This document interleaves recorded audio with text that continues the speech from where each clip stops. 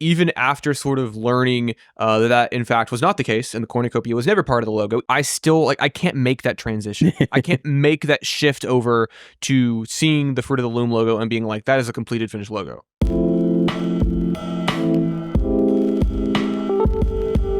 The Berenstain Bears. Obviously, the Mandela effect here is everybody believes that, no, it was the Berenstein Bears, and it always was. So growing up, I read these books, and as a kid, I truly believed that it was the Berenstein Bears. Here's my theory as to why we kind of maybe collectively remember this as one way than the other. This is a children's book, right? What are young children every day learning to do? Read. They're learning to read, write, and honestly talk, right? That E sound compared to the hard A sound is easier to pronounce, like for a child. Like Berenstain. There's a lot more emphasis on that vowel if it's the hard A sound rather than the hard E. So a kid saying Berenstein as opposed to Berenstain, like kids will take the easy way out when it comes to pronouncing things. It's why they have trouble with like hard consonants and hard vowels. It may be even simpler than that. It's just that last names generally end in Steen a lot more often than Stain. Like, can you even think of a famous figure or anyone who has a Stain name? No, I can't at all. But there's a lot of people who have Steen names. You probably met people that have a Steen last name. It's way more common. So it's easy for people to read that and just go to the thing they know. Because it's easy to miss one letter and just kind of assume, oh, it's Berenstain, obviously. That's true. As a kid, though, I don't know if that was if maybe that was the reasoning. As an adult, probably, but as a kid, it's just like I don't know. I suppose how much I remember the frequency of last names, but that probably has something to do with it. This is one of the ones in the sort of like spectrum of Mandela effects. This is one of the ones where it's like, dude, you just misremembered it. It's fine. Just and like when it's okay to be wrong. Like you said, when it's being spoken, even by people who know it's Berenstain, it's easy enough to mishear it or have them it's Berenstain. Oh, Berenstein? Okay. Exactly. Yeah. I heard what I want to hear. Next up, we have the Monopoly guy and Pikachu. So it's commonly remembered that the Monopoly guy has a monocle, when in fact he does not and never did. Is that one blowing your mind, Mill, or are you like, no, I never saw a monocle? I don't really know if I remember. See, growing up, I was a Game of Life kid, right? So it's like, oh, we're doing board games because we were a board game household. We played a lot of board games, and Monopoly we owned, but also we did not use frequently. It was honestly the start, the sort of catalyst to a lot of fights. Yeah, and I think we all sort of came to the conclusion that it was not worth the trouble. There is no need to put ourselves in that position where, arguments may arise.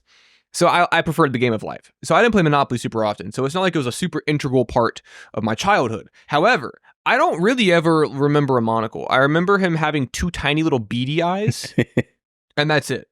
Like, if you told me he had a monocle, if you're like, oh, did you know that the Monopoly guy used to have a monocle? I'd be like, oh yeah, I believe that, sure. Exactly. But I'm not going to fight on the front lines as a staunch believer that he did, in fact, at one point have a monocle, and they're trying to, mass reprogram our brains to believe otherwise. Now, why do people think that he had a monocle? Probably because he's a rich guy, and monocles are associated with rich guys. There's already this trope. No normal fucking person would ever wear a monocle. Right. There's already a trope of a style that rich people, like the Monopoly guy, holding a bag of money and wearing a top hat and having a white mustache, they're going to have a monocle too. Because, like Mr. Peanut, for example, or like tons of other characters, are just like that style has been parodied and reproduced hundreds of thousands of times, and it's a real style that they're drawing from. I mean, yeah, at that point it's just like pattern recognition. Exactly. He has this thing and this thing, so he must have this thing too. Exactly. He must also have a monocle. I think that's way more easily explained than some other instances of the Mandela effect. I think that really is just like pattern recognition of cartoon rich people. Like if you ask somebody to draw the Monopoly guy from memory, they would probably give him a monocle. I would Because argue that like half, like 50%, 5 out of 10 people would probably draw a monocle. Just because, he's got the mustache and the top hat, monocle, money bag. Yeah, so this one makes sense. I don't think this is a government psyop. No, definitely not. Next up, this one actually surprised me when I found out about it. This is Pikachu, and that Pikachu does not have a black tip on his tail. See, I was never. This is one that actually kind of always confused me because I've never thought that, and I've been playing Pokemon since I was like young. I've been playing Pokemon since I was in elementary school. Right, you have no reason to think it because you've seen Pikachu consistently through your life. Yeah, maybe my familiarity with the, with the IP is what's kind of helping me out a little bit here. But when I heard the argument that Pikachu, oh dude, did you know that Pikachu didn't have a black tip on his tail? I'm like, yeah, I know that. I think maybe I think people kind of maybe blend Pikachu's ears with his tail. His ears have black tips on them. And also, Pikachu is typically illustrated with a sort of like hard shadow at the base of the tail, right? So you have a hard shadow at the base of the tail that essentially like withers out as it goes up, and so maybe just kind of like, oh, dark spot on tail, maybe that could also be associated. But no, I don't think I've ever believed this one. I think that's just it. It's people who haven't seen Pikachu in a while, or just like they know of him. And you say draw Pikachu from memory. Well, he's got black tips on his ears. He must have black tip on his tail as well. Exactly. And I think this honestly comes down to people. I think most Mandela effects are probably, they're instances of people just like having this sort of like adjacent familiarity with something. Like, for example, growing up, even if you didn't like Pokemon, you knew who Pikachu was. Right. Because Pikachu was like the mascot, kind of transcended culture, was a very important like part of like the sort of like pop cultural zeitgeist of the time. So even if you don't like Pokemon, you know who Pikachu is. The same way if you don't like anime, you still know who Goku is, right? So many people recognize Goku with like the orange sort of like gi, right? Is Goku's wearing a belt, he's a martial artist, he's wearing a belt. Was his belt black or white? I'm sure that you would get a ton of different answers just because that's a pretty minute detail with a character that I'm already not familiar with.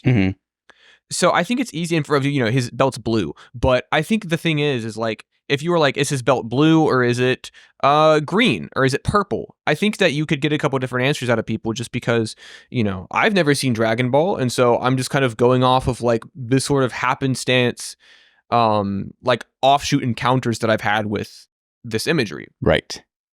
Same thing with Pikachu. If you don't play fucking Pokemon and you're like, oh, well, fuck, I think Pikachu had black tips on his ears. Maybe it might have black, that makes sense to somebody who's not familiar with it. Yeah, and these are both figures that like everybody knows, but not everybody looks at every day. Yeah, and these are small details, right, dude. I mean, it's like, what color is Mario's eyes? What color is Goku's belt? Does Pikachu have a black tip on the tail? I mean, these are small, character design. But they're significant enough for people to be like, no, I don't remember it that way. Exactly. It must have been different before. Now, let's take a look at something people look at more often. And another frequent source of the Mandela effect, this is logos. And just as you brought up before, Fruit of the Loom, cornucopia. This one bothers me. This one really bothers me. This is another confabulation here. We only associate cornucopias with what, like Thanksgiving and like bushels of food. So when you see a logo that is a bushel of fruit with the garnish and everything, you're going to just associate a cornucopia with that. Dude, like I'm looking at this logo right now and it feels wrong. Like it feels wrong looking at the one without the cornucopia. I'm like, something is missing. Like this is so ingrained in my head that the cornucopia one is the correct one. That even after sort of learning that in fact was not the case and the cornucopia was never part of the logo, even after learning that and sort of cementing it as fact in my brain, I still I can't make that transition. I can't make that shift over to seeing the Fruit of the Loom logo and being like, that is a completed finished logo. I feel the same way. Like I was kind of like, what? It didn't have a cornucopia and it never did? It's not how I remember it. But yeah, there's a thing with the human brain where you look at things, but you don't really see them, kind of thing. Yeah. And your brain fills in the gaps. And then if you have to recall that thing, it can be totally different. Or if it's like the Fruit of the Loom logo, something you see occasionally or you glance at, but you never really sit down and like, examine the logo for what it actually is. I don't know.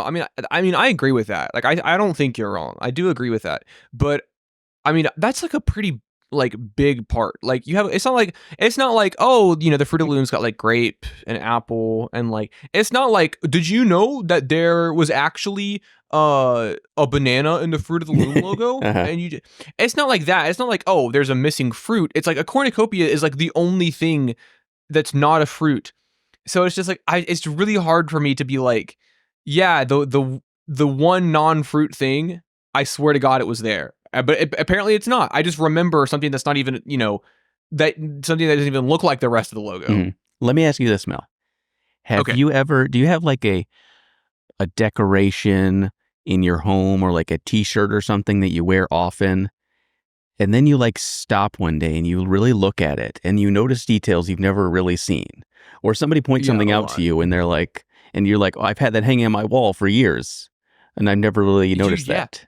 Yeah, all the time actually. I'll notice things because like I'll look at something that I've had for a while and I've never noticed that thing about that thing that I own. Like, oh, I've never noticed that detail is on the shirt, or I have a million things hanging up in my apartment. Like, oh, I never noticed that detail of that thing hanging up on my wall that I look by every single day. Right. Like, for example, I have a tapestry behind my computer here, and I look at it frequently because I don't really look at it. I see it frequently. Yeah. But I have, like, literally never stopped to just examine it. Like, if you asked me, like, are there leaves in this tapestry behind you? I wouldn't be able to answer that. I mean, there are, but I couldn't draw this from memory despite seeing it every single day. So I think that's just a good illustration of like how the human brain works. Or for another example I wanted to bring up, have you ever played I know you play RPGs, like a fantasy or read like a fantasy novel or something, and they throw in like a fake made up word or something like that, and you read it once and like you decide like this is how it's pronounced. And then somebody corrects you. And you're like, I never actually stopped and like sounded out the word syllable for syllable. That makes so much more sense. All the time. But like, so I read it and I just decided this is how you pronounce it, the way I just read it. So I think all four of these logos are just victims of that. I will agree, except for Fruit of the Loom. I'm stuck on that. All right, fair enough. So next up we have movie quotes. A lot of people misremember movie quotes and they become overblown Mandela effects. Probably the most famous one is, Luke, I am your father. One of the most famous movie quotes of all time. And then people come to realize that it was never in the movie. I guess I don't really know where this one comes from because I can probably guess. I think this one probably comes from one person getting it wrong and it just snowballing. See, well, the real line is, he told me you killed my father. And he says, no, I am your father. Yeah, and it's a huge, massive fucking reveal. It's amazing. Right, and it's a pretty minor difference, but in the context of that scene, it makes sense. Now, outside of the context of that scene, saying, no, I am your father makes no fucking sense. It's a response. Right. You need something that stands on its own. So you change it, you make it Luke, I'm your father. So it establishes who Darth Vader is talking to, and it makes the reveal more dramatic. All in that one sentence. Yeah. Well, there you go. It's just people re-quoting the line in a more, a way that will make sense in that single quote. It stands on its own better. Yes, exactly. I agree with that. Yeah, I think that's probably exactly what it is. And then another good one is Hello, Clarice from Silence of the Lambs, one of my favorite movies of all time. And everybody quotes Hannibal Lecter as saying, hello, Clarice, in a very creepy voice, despite the fact that he never says that. Well, not in the scene that everybody thinks he does. Yeah. He just says, good morning. And there's a couple things to blame for this. First of all is the Cable Guy with Jim Carrey. There's a scene in that movie where he puts like chicken skin on his face or something and imitates that scene, or not even that scene, but he just imitates Hannibal Lecter. And I think in order to make the reference make sense, he made him say, hello, Clarice. He's not quoting the movie, but he's establishing who his character is supposed to be by, addressing another character in the movie. So I was familiar with like the Mandela effect. Like I was familiar with people believing that he says hello Clarice when he never says that at all. Did not know that maybe this Jim Carrey movie was the potential source of it. Mm-hmm. Truthfully, have not seen a lot of Jim Carrey movies. Except for the good ones. I've seen the good ones, and then I've seen Dumb and Dumber, which fucking sucks. But that's a whole other conversation to have. That's actually a Mandela effect because Jim Carrey was never in that movie. Oh, really? Okay, cool. That's good to know. I'll just add that to the list. Subscribe for more videos and shorts from The Long Couch. Follow the link in the description below to stream full episodes on Spotify. And keep up with Carl and Mel on Instagram and Twitter.